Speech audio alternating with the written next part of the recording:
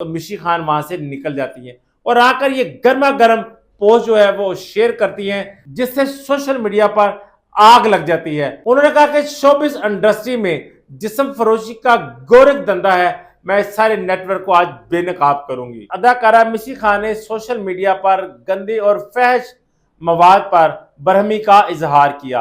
आज आप ट्विटर देख लें, फेसबुक देख लें और इंस्टाग्राम देख लें, यहाँ पर लड़कियों की बुकिंग की जाती है। पहले एक कोठे पर, तवाइफ के कोठे पर जाया जाता था, वहां से तवाइफ को लाया जाता था। आज डिजिटल हीरा मंडी बन गई है।